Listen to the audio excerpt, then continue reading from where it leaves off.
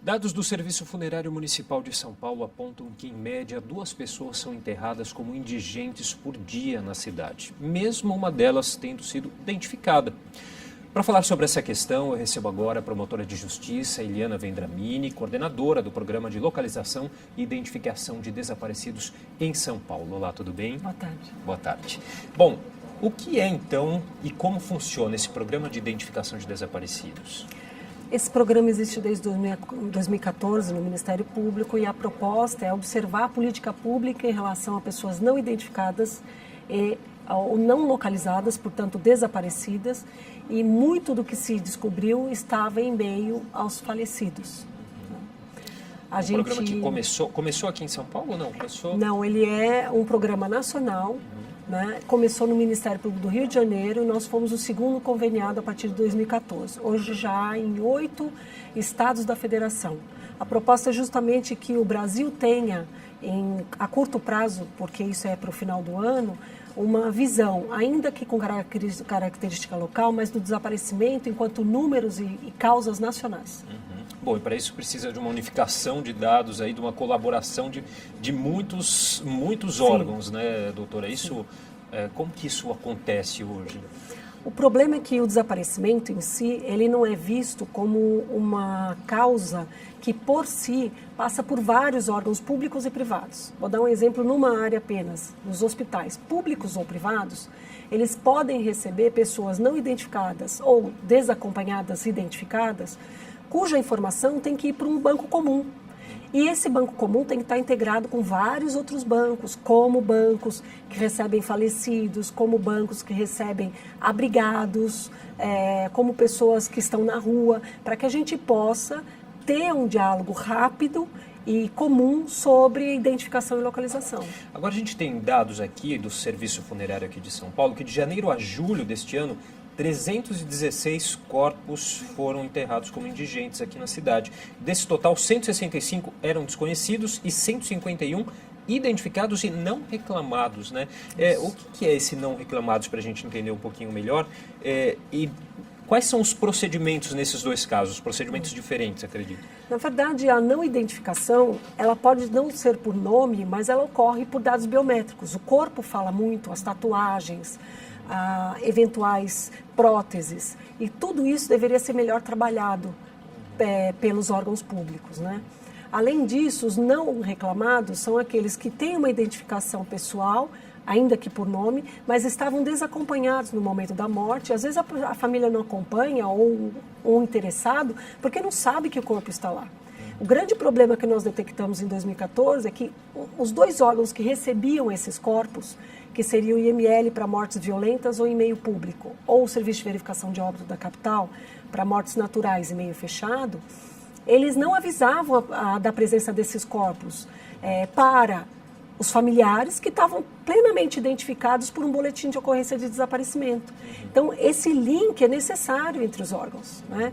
Isso vem sendo melhorado pelo IML, mas não foi trabalhado nem pós-reclamação pelo Serviço de Verificação de Óbito da capital, que cabe à reitoria da USP, através da Faculdade de Medicina da USP, setor de patologia.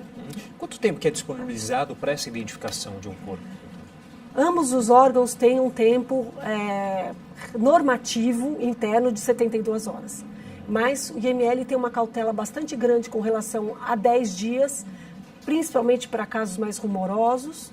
Agora, a gente não pode contar com a boa vontade individual ou do próprio órgão. A gente tem que contar com algo mais regrado. Nós sentimos falta, de 2014 para cá, de leis municipais que tratem da questão da inumação no cemitério, inclusive altura de vala, a diferenciação entre indigente e não reclamado, guarda de ossos, tudo isso está muito complicado nos cemitérios da capital. E a gente tem um cemitério só que faz hoje sepultamento, né? Quem recebe é Perus, por uma questão de espaço, mas o Vila Formosa 1 e 2 já receberam muitos desses corpos e podem ser pessoas até hoje procuradas por familiares. Nós retrocedemos a 15 anos de procura e informamos famílias. E além disso, na esfera estadual, a gente se ressente sim, embora haja amparo mais lato do Código Civil e da Constituição Federal, de normas que deixem bem claras as obrigações do IML, do SVO, de serviços estaduais que lidem com corpos de pessoas não reclamadas. É isso que eu ia perguntar, inclusive, os procedimentos que devem ser tomados para identificar os corpos após, né, serem enterrados.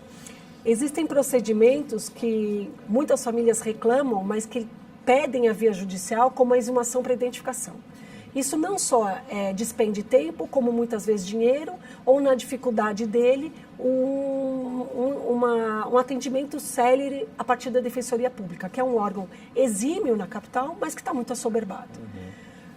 Com relação à possibilidade de exumação, se conhecido e encontrado o corpo, só 3 anos pós-inumação, por uma questão sanitária, mas que causa ainda mais dor. Né? Porque ao descobrir que o corpo está lá, você não vai poder fazer todo o procedimento de luto. Bom, como é que está essa questão do Banco Nacional de Digitais que a gente tem, né? Que o Ministério da Justiça afirmou aí que o projeto está sendo conduzido pelo Supremo Tribunal Eleitoral. E tem também a lei que cria a identificação civil nacional, né? Que já foi sancionada, inclusive. Uma verdadeira novela, né? Nós sabemos que o brasileiro sabe de longa data que há um projeto, mas que não sai um RG nacional. Há vários órgãos que trabalham com biometria, seja eleitoral, seja aqui em São Paulo, Detran, seja em outros estados, outros órgãos, mas eles não dialogam. Né? Nós temos um trabalho muito bom do Instituto de Identificação em São Paulo, ele também é biométrico e agora através de um sistema EIFES que não precisa de padrão de confronto para saber de quem é aquela digital, mas isso não é nacional e não está em vias de ser nacional. O que nós precisamos é de um projeto sério que volte os olhos para a questão do desaparecimento e para a não identificação, né? E isso não é a curto prazo. Não é verdade que isso vai se resolver a curto prazo. Um dos trabalhos aí de vocês também é no combate ao tráfico de seres humanos, né? Sim.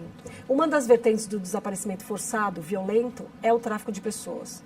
O Brasil, apesar de ter sido signatário de uma convenção de 2000 na ONU, só o ano passado fez uma lei que contemple todas as formas de tráfico de pessoas. E o mais importante nesse momento é dizer que não é lenda.